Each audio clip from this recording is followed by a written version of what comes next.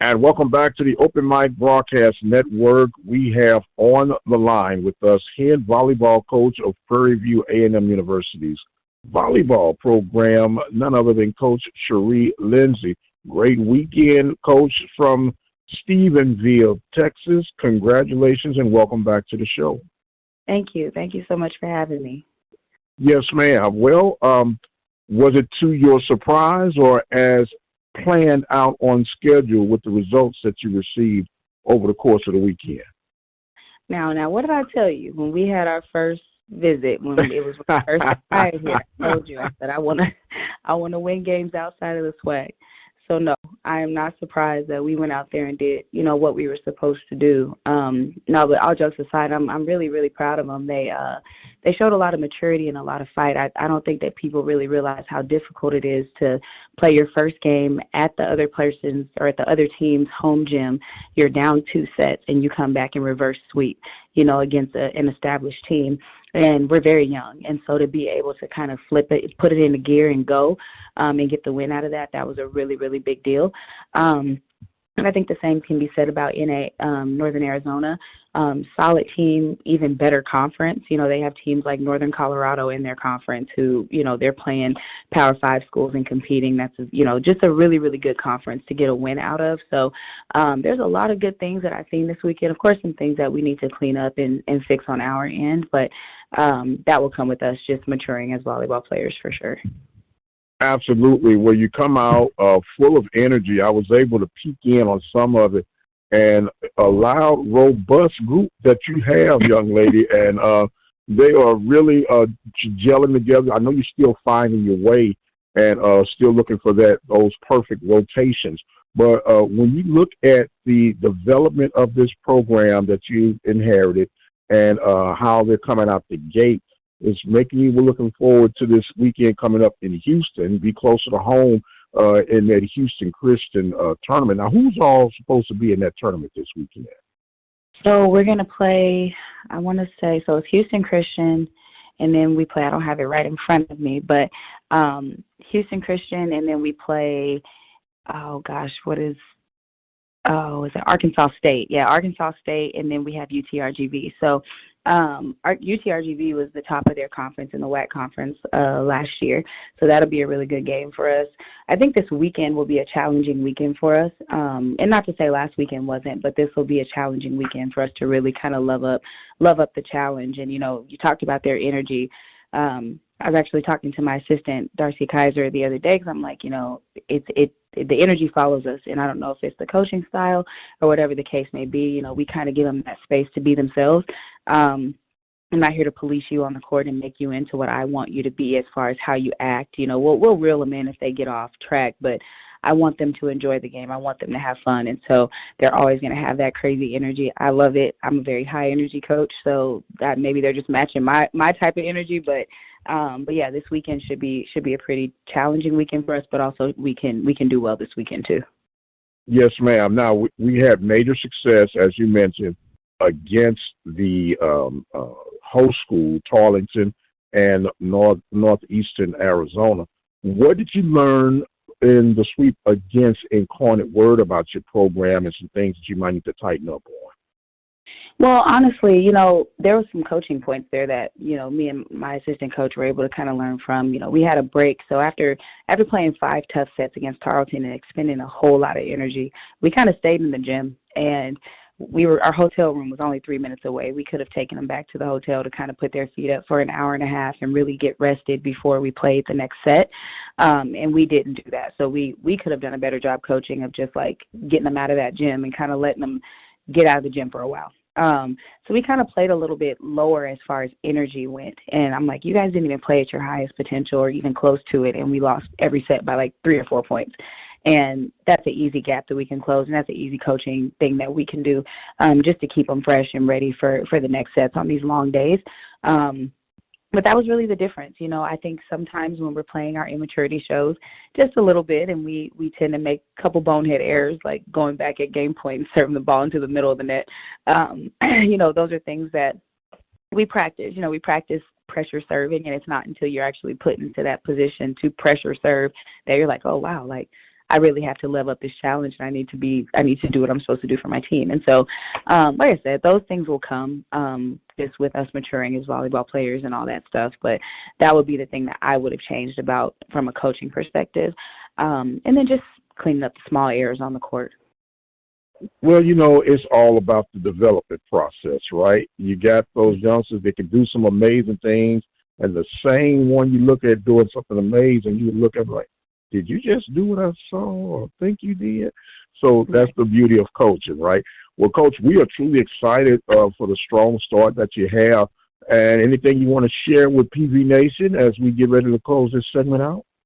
Yeah, I think just support, come and support. Volleyball's a fun game. It's very, fast tempo. There's just a lot of really good things. Every point is action, whether it's an ace or somebody going up and power driving the ball. It's really entertaining to watch, and it's one of the biggest female sports in the country. And I think that, when you win, you get people excited. Well, y'all want to come see some good volleyball, y'all come and watch us play because you guys are going to really enjoy it. But we need everyone's support, and we need everybody on board to help our program continue to grow. Well, all I got to say is this, Coach. Who are you rooting for? PVU, always. That's what I'm talking about. Coach Cherie Lindsay of the Prairie View A&M University Panthers getting out with a strong start. They'll next be in action this weekend in Houston, and we'll be Johnny on the spot giving you recaps and little glimpse of, I will say, brightness that we have right now from Coach Lindsay. Coach, we thank you so much. You have a fantastic day, and you all stay right where you got, and we'll be back with more of the Mike Prince Show. The voice of student athletics, the Open Mic Broadcast Network. It's the radio guy, Dr. Mike Prince. Welcome to another session with Ben, Jack, and Mike. Gentlemen, how you doing today? Doing good, sir. Doing good. Doing real good. Well, I guess Jackson State has shown people what happens when you call them soft, huh? They put a beat down on South Carolina State, 37-7, and to be quite honest with you, that last touchdown was really just for pride's sake, but they were literally shut out from start to finish. Yeah, I did notice that. So, Jackson State surprised me as well. So, we'll see if that translates to the next few weeks as well. Mr. Ben? I think it just proved to me what it looked like. One team was still in spring practice, and another team was in put up or shut up mode. So we'll see what Jackson State does. I think the next game will be against Florida A&M. Right. So we'll see who they really are. Their defense looked outstanding. Their offense was still a little suspect. So we'll see what they do when they have to put up some points. So we'll see. Right. Well, I stated that of all the games they have out of their first four, this would probably be their best chance of winning. So although Jackson State, they're celebrating, and deservedly so, I'm still having my jury out to see what's going to be the results after these first 4 weeks of action. But off to a great start, nothing ill to say other than the fact that if you didn't get a chance to check out the radio broadcast of Jackson State's game, man, that crew was throwing a lot of jabs at their former coach on apparently some hidden animosity, but we'll look at that a little bit further down the road. Now that Jackson State has this game underneath them and looking focused toward FAMU right now, totally different element, different stakes. This is a conference game, a big division game. What are you guys looking at and seeing this one potentially coming out to be? It is shot hard across the bow. Willie Simmons lose this, he might be on the balling seat, not the hot seat, but the balling seat. And again, I think Jackson State's offense is going to improve, but the defense look very sharp. So if nothing else, Willie Simmons shouldn't take them lightly. thinking that, like probably most people, thought that they were going to be a little weak in the tank. It showed that they're not weak in the tank, but it's still a lot of season, so we'll see what they do. And I agree with what you said, Prince, as far as the jury's still out. So let's see next week when they're playing against FAMU, the measuring stick kind of give us more of a benchmark of where everybody is. Absolutely. Well, we know football season is officially in the air. Labor Day Classic is this weekend between Prairie View, who will be the visiting team, looking for their 9th win in a row on the Texas Southern Tigers. And the festivities began with the Touchdown Club meeting on Monday. They'll get together and do a little jaw-jacking and exchange pleasantries, and the rubber's going to meet the road. But before the weekend, we have a Thursday night game. University of Arkansas at Pine Bluff will be taking on Tulane. Now, we know it's an obvious David and Goliath scenario with this Thursday game, but new football coach Alonzo Hampton, a great inspirational type of person to speak to and interview. He's brought a burst of energy to the program, a lot of new faces, and taking advantage of the portal and some key recruits. As we stated, we're fresh out the gate. On paper, you would think that Tulane would win this game, and I'm not going to say relatively with ease, but more than likely they will be coming out on top being an FBS program. Have you guys had a chance to kind of dissect and look at what could happen on Thursday night? I'm going to just go with past history.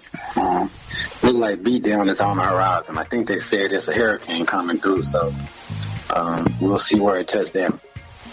Okay. Yeah, my thoughts on the game is definitely, like you mentioned, David Goliath overmatched. You have a new coach coming in, so not sure what to expect from Pine Bluff, but Tulsa should win easily. Absolutely. And Ben, what you mentioned in the Hurricanes, that's something that FAMU residents in Tallahassee are paying quite attention to. And it seems like every year at the start of the season, there's always some type of tropical storm in that Florida area. And let's just say everybody lives where they live. I'm just glad that's not one of my things I have to contend with on an annual basis, man. I don't think I could handle that. I agree with you there. Any day compared to living in Texas. Oh, man, says Mr. PV, Mr. Ben there. Now, speaking of Mr. PV, I know we've been, like I said, Mr. PV, you can call yourself whatever you want to call you. After that Pantherette shot last week, you lucky I'm even allowed you to be on this call. So, you represent the Hill fans, that's all. The Hill want to know the truth. I'm just telling them the truth. Okay, Mr. Truth. Give us the truth in your eyes about this 38th annual Labor Day Classic. What is the truth according to Ben? Well, I think all of the talking is over. I know you did say about the touchdown luncheon, so I'll be there, I believe, this Wednesday to see what the presidents and the new athletic directors have to say. But ultimately, the talk is over. I saw a couple high school football games over the weekend, and they said the preparation has been laid down. People have practiced. Right now, we'll see how hard they've practiced and how much they can endure. And even though I'm going for Prairie View to win, I would like it to be a good game. I don't want to see no 34 to 37 to 7. I want something competitive. You want something competitive? What would you consider competitive enough with a comfortable win? Well, I'm saying this with just being, a little with sense of humor, but if Prairie View could do 42 to 21, I'd be comfortable with that. But realistically, I'm thinking if it could be 28-14 or 21-14. I just wanted to be competitive. I don't really like the games when by halftime you might as well go into your car or go celebrate, go party, whatever you're going to do. I like the games to be competitive so where both sides of the fans can stay engaged, cheer for each team, and support their schools. But it's kind of hard to really be in a game when the game is a blowout from the beginning. So, okay. 42-21, I would like that. That'd make me feel good. That'll make you feel good. What about you, Jack? Yeah, I don't know exactly all the changes, like with TSU. Correct me if I'm wrong, they have a new freshman quarterback? No. Mr. Andrew Body, he's settled in. It's going to be his third season. His third? Okay. Yeah, thank you for that. But I'm optimistic that Prairie View can still win this annual Labor Day Classic like they did last year. So I'm optimistic. Okay. Dr. Curtis, let me ask you a question. Sure. Am I correct? Did you say his name is Body? Yeah, Andrew Body. Yes, sir. Yeah. Did PV knock the Body out of the game last year? No. They didn't. Okay. No. All right. He stayed. Was that the year before or? No, he's never been knocked out of a game during his career. Okay, well, I mean, I'm saying that really with a sense of humor, but did he get taken out of the game, injured or whatever? And I'm saying no. Okay. I thought he got injured out of the game. Okay. No, sir. No, he's a legitimate quarterback, and I know that, because he's wearing maroon and gray, you don't want to give him the credit, but I can tell you this. How he goes is how Texas Southern will go. And it's going to be a true test out of the gate for the Panthers defense led by defensive coordinator Mr. Rock Fosselman. As a matter of fact, he is the first-year defensive coordinator for the Panthers, and we're going to be hearing from him as well as Mark Frederick and, of course, Bubba McDowell throughout the course of this week as we get ready for this 38th annual Labor Day Classic that you can enjoy right here at the Open Mic Broadcast Network. The kickoff time is scheduled for 7 p.m. unless it is going to be changed due to the heat index. It might be an 8 o'clock kickoff, but whatever the time is, we'll be there live in living color. And want to encourage you guys to help us continue to carry out our reports and game assignments throughout the course of this football season. Beginning September 1st is our listening partner program, where the entire month of September we ask those who can and would become a listening partner by making an annual donation in support of our broadcast coverage. But if that is not your cup of tea, mark your calendar for September 1st through the 4th, where we'll have a popcorn fundraising sale, and that pop-up store will be available on the website at obnradio.com starting at 12 noon. It runs from September 1st through September the 4th. And you get in and get the popcorn, some great popcorn. As a matter of fact, my brother wants this, what they call it, that cheesy, pleasy, whatever it is, one of those crazy names. But be sure to help and support the cause here for the Open Mic Broadcast Network broadcast coverage at obnradio.com. Ben, how many orders should I put you down for? I think I'm going to do at least one order, but I think I'm going to do about 25 things of popcorn. Oh, okay. Well, I definitely thanking you in advance for that. And Jack? Before we get to that, I wanted to say, if you don't mind, I wanted to interrupt you quick and say, kudos on that idea that you and your other staff members came up with. I do want to say that being a listener in Prairie View, the surrounding counties, if you really want to support the station, here is a good opportunity to where if you're not able to come out to the game, you can get you some popcorn. I've had the popcorn before. It was really good. But it's just another way that you can give back and try to help us provide good information and good opportunities to where you're able to come out and listen to the game. That's all I want to say. Okay, thank you. And Jack, if Ben is doing 25, you going to do 35? I wouldn't say it's exactly 35, but I usually I've participated in a fundraiser similar to this. Actually, the same company, Double Good. I think they're based out of the Chicago area, Right. And they do have some delicious popcorn. And I usually do I think it's like a trio combo where you get like 3 different flavors. So I think it's in the $25 to $35 range. So that's what I'm looking for. Okay. Well, we do encourage each and every one to come on out and do your part, and be sure to join us each and every week. Ben set us off with a fury last week with the "Yeah, I Said It." I don't know if that was a prelude or whatnot, but I know he got the folks jumping out through the social media platform, and they asked, was he serious? And I said, unfortunately, I think he was. And I don't, Jack, did you even feel any sting to that, man, to that Pantherette reference, or was it just me? I did feel a little type of way, but like I said, I chalk it up. He was just, excited about the new season and everything. So I'm gonna let him make it this week. Okay, so we're not gonna vote him off the island. We're not gonna vote him off the island just yet.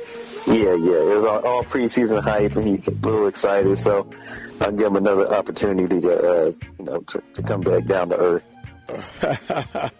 Well, Ben, what do you have to say about all that, sir? Again, I'm going to stay on the island, and I'm going to do it this way. I said I'm the number one fan.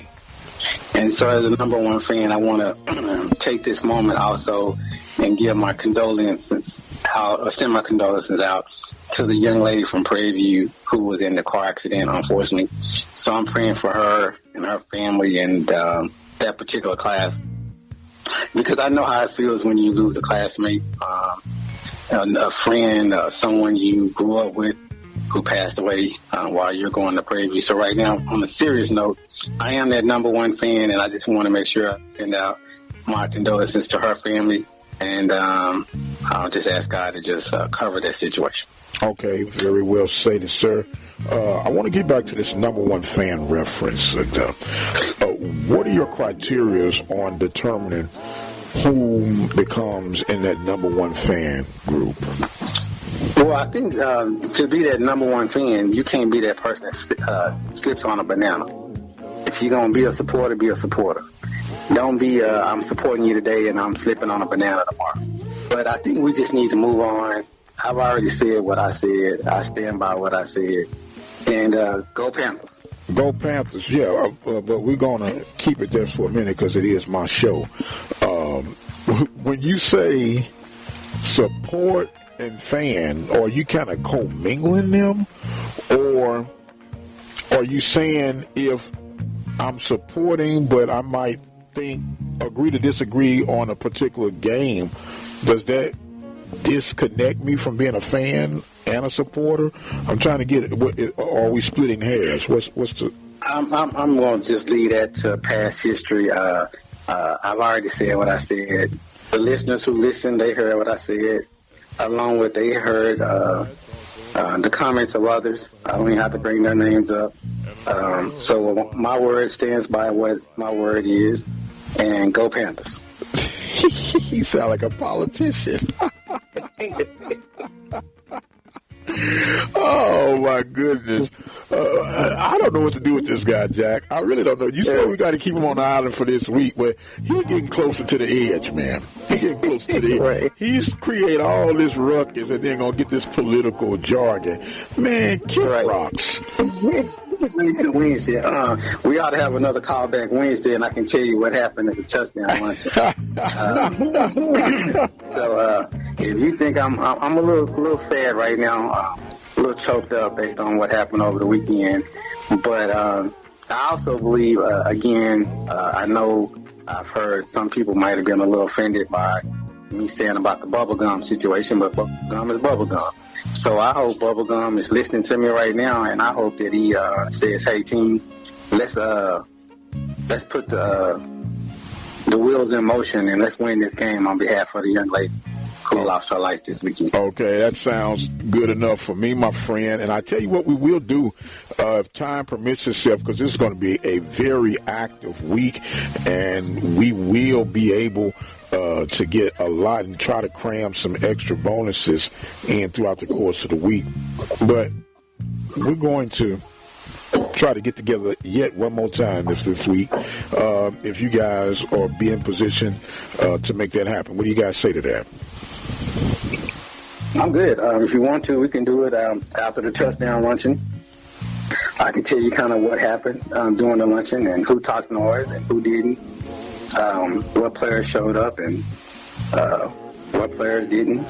But right now, I'm fired up and ready to go. So if I could, if my knees didn't ache like they did right now, I'd be telling Bubblegum I'm ready to be on that Regis Island on the right-hand side for it. So I'm fired up and ready to go. Well, with them aching knees, just stay on the side.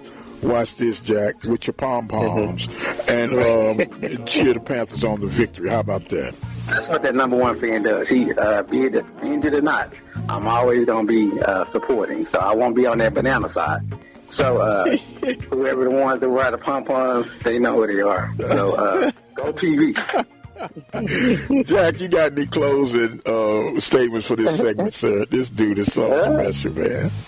I'm excited as well. Not as excited as a self-proclaimed number one TV fan, but I'm just going to just leave it at that and go Panthers. Yes, sir. We was talking about, kicking him off the island, but you know what island I'm thinking about now where he's so delusional and saying he's the number one fan, and that is Fantasy Island. The plane. And